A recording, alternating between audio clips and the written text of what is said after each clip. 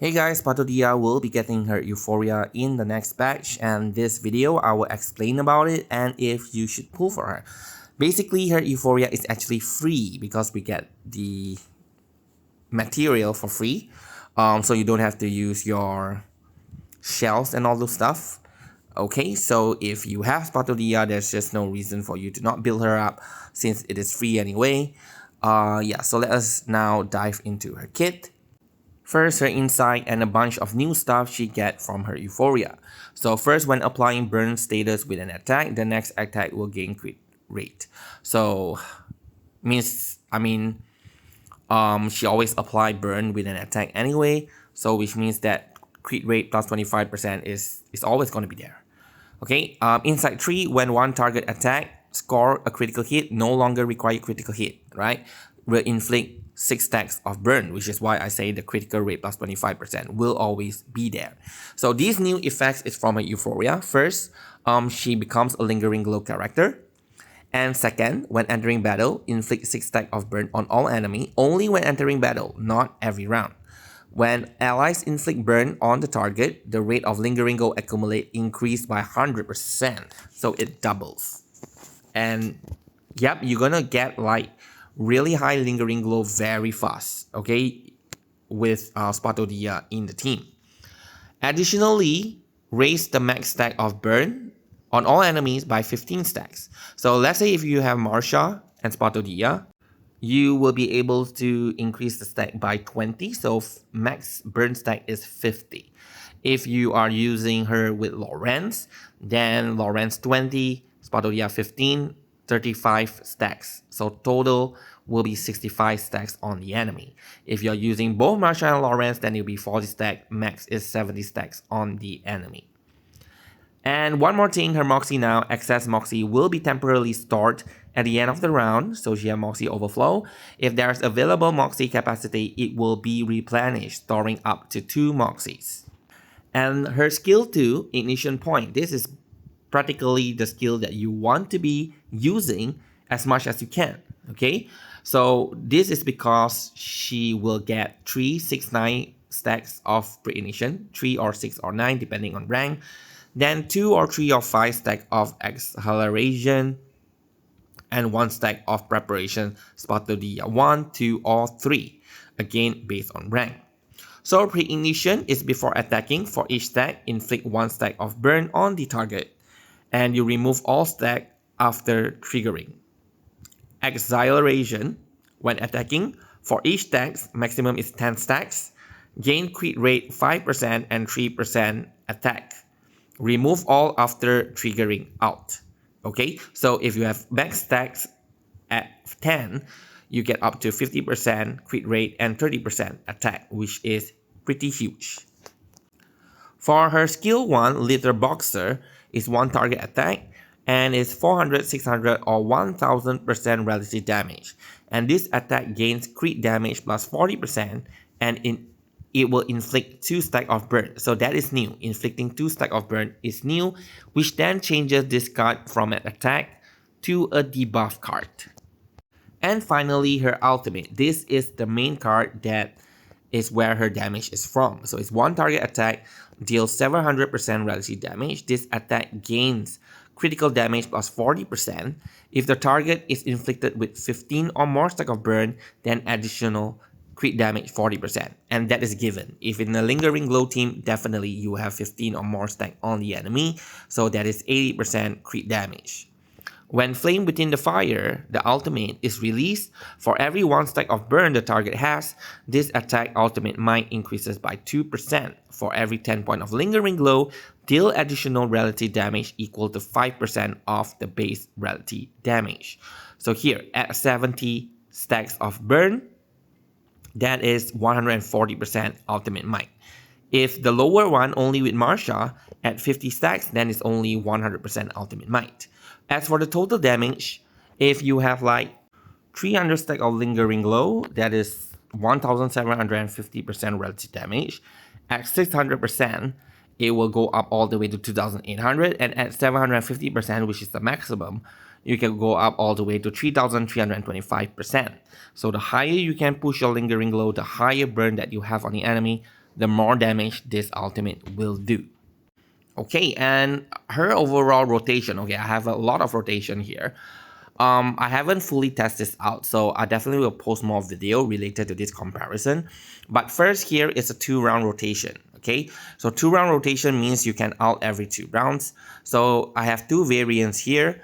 Actually, this depends very much on how strong your Spathodea is. Like if you have her A15 and you have her Psychube maxed out, Resonance maxed out, everything is maxed out, you might want to go for variance 2, or else you can go for variance 1.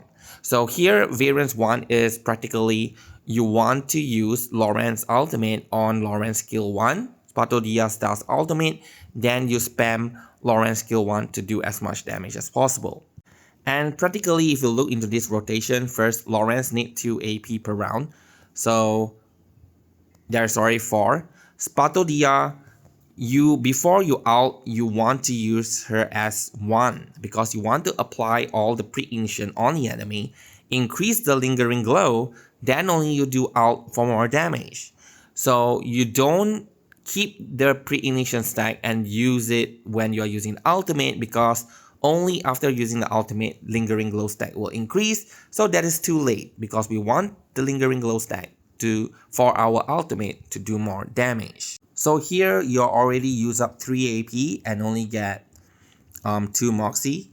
Then in the next round, you got to use like 1 more, and then you either merge or you use another one. Then Lawrence should give her plus 1 more Moxie, so she get 5. So in a way, Spathodea also need 2 AP and then 3 AP, so that's 5. Lawrence need 4. That is 9 AP. So you have nothing left, right? You have nothing left to apply Isolde's debuff or even Marshal's ultimate. But since here I suggest you to merge, so you get 1 additional Moxie. So basically from the rotation, Spathodea can get 6. So, and she have 2 overflow. So eventually at one point, you may not need to actually merge it. So you can use either Marshal's ultimate or Isolde. But this counts maybe every 4 rounds, 5 rounds, somewhere there. Alright, so yeah.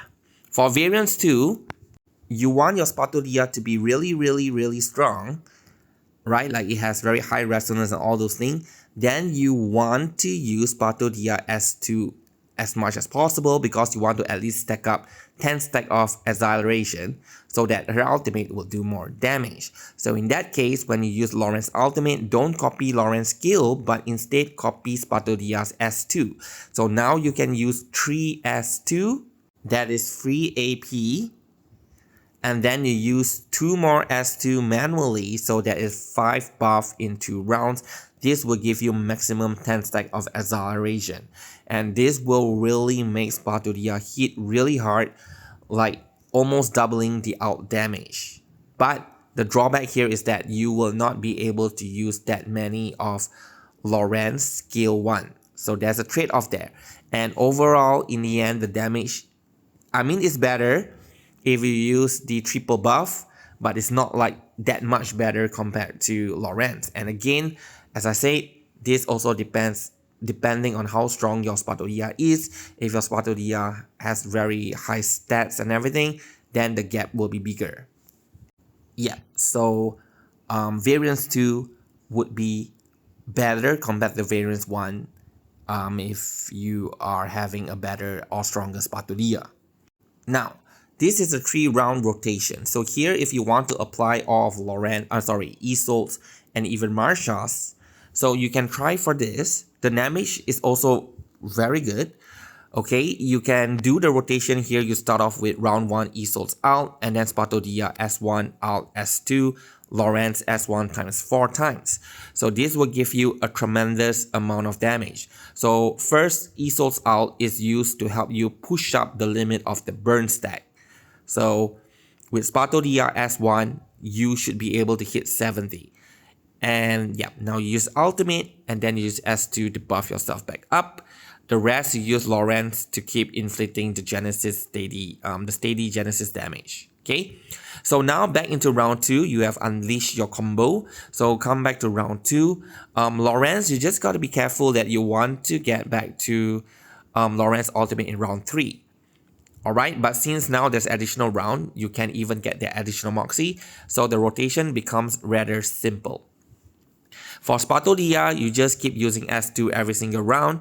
Only before the ultimate, you use S1 to dump the pre-ignition stacks on the enemy. And in round 3, since the next round you will repeat back round 1 where you will use Spathodea's ultimate. So in round 3, make sure you debuff the enemy with Isolt. Then you use Lawrence's ultimate to copy 3 copy of Lawrence's skill. Then Marsha's ultimate to get Discipline Forge. And then Spathodea S2 again. So here every round if you're using Spathodea S2, Acceleration should have 6 stacks. Alright? And also here in round 2, I mentioned there's a free AP. So if you are slowly getting a lot of Moxie for Marsha, especially if the enemy is at least hitting your team twice per round, then Marsha should get the overflowed Moxie. So if she have 2, you literally can just dump all the Moxie using her ultimate. Now she have 2, right? Then you use S1 to get the 3rd, and then if it crits, you will get the 4th Moxies. And if she counter again this round, then you get the 5th Moxie. So by round 3, you get to use Marsha's ultimate again, and this will give you 10 stack of Discipline Forge. So yep, you will be doing a lot of damage because you have all the buff, debuff, all on the enemy, okay, at max 70 stacks. But only 6 stack of Acceleration instead of 10 stack of Acceleration. So here I want to introduce the last rotation, the 4-round rotation, and this one is if you know you're going to kill the enemy within a certain number of rounds, so might as well just stack up everything to the maximum and then unleash it. Done. Right? So here I show you the rotation. Round 1 to 4 is set up, and then round 5 is where you get the ult for the first time. You should get your ult pretty early on, but you don't use it until round 5. And then from there, you do the rotation is 4 rounds. Then you use the ult again. So here, the concept is that for Lawrence, you still want to rotate through Lawrence every 2 rounds to get her ultimate. It's just that the first 2 rounds, you use Lawrence ultimate on Spathodea's S2. So now you can use the precast buff 3 times. And that will give her a lot of pre-ignition and acceleration. And acceleration only can take up to 10 stacks. So which means outside of this, you just need to use 2 more of Spathodea's S2 within these 4 rounds, which is not difficult to do. So this will give you 10 stacks of acceleration, right? So in round 4, you apply debuff. So now in round 5, you use Isol's ult, Marsha's ult, Spathodea's S1, then ultimate, and then Lawrence do 4 times S1. Max damage. Okay, so this will be the max damage output. But is it better than round 3? Then I will do another showcase. But I do believe that round 3 actually probably is better or on par than compared to this round 4 version. But the damage definitely lesser, but when you divide it by every round, like damage per round, the 3-round rotation one end up doing more damage compared to the 4 rounds one. But don't get me wrong, like I say, if you know the enemy will die within that 4 to 5 round, then might as well stack it to max. Okay, for her teammate, Lingering Glow team, Isol, Lawrence, Marsha, no surprise there. Okay, if you really do need to substitute, don't substitute 2 because usually you need at least 3 Lingering Glow characters, so you have 1 that you can substitute. You can replace them with like Melania, Gertian, or Moldier, basically the ult support, because now Spathodea's main damage comes from her ultimate. For her Psychube, again, depending on what type of fight that you are fighting against. So here, he's the best Psychube. It's actually very good for her because you have that attack 380, the stacks, and then attack plus 10%. And if the carrier casts a 1 target ultimate, she will gain 3 to 6% depending on the level of the Psychube. And that can stack up to 4 times. So if let's say at maximum 6 times 4, that's 24%. The second condition of Histobath, you cannot really trigger that, so don't bother about it. Okay, so for a longer fight, Spathodea will eventually get 24% ultimate might, and that technically should be better than most of the Psychube. But another one here that I want to share is Long Night Talk, which is her original Psychube. First, but the incantation might from this doesn't work for her ultimate, so please take note on that. Attack 380, the same as Histobath. But the thing here is when carrier has 2 or more positive status, which you definitely can have, then damage dealt plus 8%. And for each buff, then attack plus 2 to 2.5%.